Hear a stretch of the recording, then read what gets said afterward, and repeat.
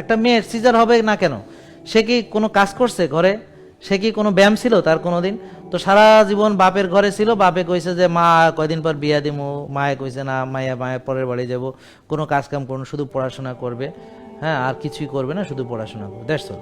এখন আগেই শ্বশুর বাড়ি যাওয়ার আগে আমার মেয়ের জন্য আগে, হ্যাঁ, তার লিফটওয়ালা বাসা লাগবে, এসকেলেটারওয়ালা লাগবে, তারপরে ডিশ ওয়াশার লাগবে, ওয়াশিং মেশিন লাগবে, কাজের লোক লাগবে, আর যেই সংসারে ঝামেলা আছে ওই মেয়ে দেবো না, ঝামেলাবিহীন সংসার। যদি ছেলের বাপ মা কিছু না থাকে আরও ভালো, তাহলে আমার কাছে এনে রাখুন, ছেলে এখানে থাকবো, বা ফ্ল্যাট একটা দিব, ব্যাপারটা বুঝছেন? মানে মেয়ের কোনো কষ্ট হইতে দেবো। তো এরপরে এইভাবে মেয়ে জীবনে কোনোদিন কাজ কাম করে নাই, আর ওই মায়ে গালে তুলে খাওয়াইছে, এখন শাশুড়ি আর গালে তুলে খাওয়াইতে হইব, ব্যাপারটা বুঝছেন?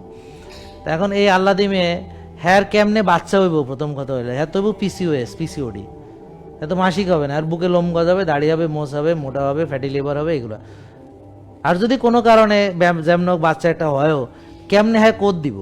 লেবার পেইন তো ইটস নট এস ভেরি, এটা তো ইজি না, অনেক কষ্ট। জ্বরের কন্ট্রাকশন, মানে এক একবার মনে করেন প্রেশার দিবে, মনে হয় জীবন বের হয়ে যাচ্ছে, তাই না? তো এখন হ্যাঁ কোদ দিব কেমনে? হ্যাঁ তো জীবনে কুড়াগা ছেড়ে 2 ভাগ করে নাই।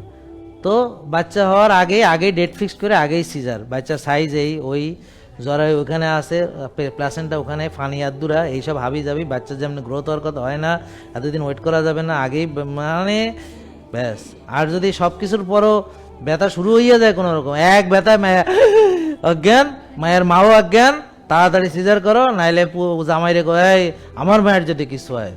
তো জামাই চিন্তা করে থাক বাবা, কাটা গেলে হ্যার মাইয়া কাটা যাক, আমি প্রয়োজনে বিয়ে আর একটা পরে করুম, এখন আপাতত কেটে ফেলা। এক সিচুয়েশন দেখছেন? তার মানে এখন দেখেন কয়টা লোকের এখন নর্মাল ডেলিভারি, আপনারা বলেন, মানে শহরে আপনি বলেন কয়টা মেয়ে শহরে নর্মাল ডেলিভারি, যে মেয়ে শহরে বড় হয়েছে, জন্ম নিছে, এবং ওই যে ফার্মের খোপের মধ্যে বা ওই যে মুরগির খোপের মধ্যে অ্যাপার্টমেন্ট বিল্ডিংয়ে থাকে, এবং ওইভাবে সে বড় হয়েছে, তার বাসায় ফ্রিজ আছে, তার মনে করেন যে ওই যে লিফটওয়ালা বাসা, বুঝতে পারছেন, এবং ডিশ ওয়াশার, ওয়াশিং মেশিন, মানে তার মা ওই ধরনের ওই পরিবেশে, হ্যাঁ, এখন তারও বাসায় সব ওকে। এখন না, গ্রাম বাদ দেন, আগে শহরের কথা বলি, তো কয়টা মেয়ে নর্মাল ডেলিভারি বল? বুঝতে পারছেন? ওটা নিরুপায় হয়ে হয়েছে এখন। করোনার সময় তো নিরুপায় ছিল না, নিরুপায় হলে এখনো হবে, কিন্তু ওই যে ছেড়ে দিতে হবে আর কি, আল্লাহর উপরে ছেড়ে দিতে হবে। কিন্তু ওরা তো আল্লাহর উপরে ছেড়ে দিতে রাজি না আগেই।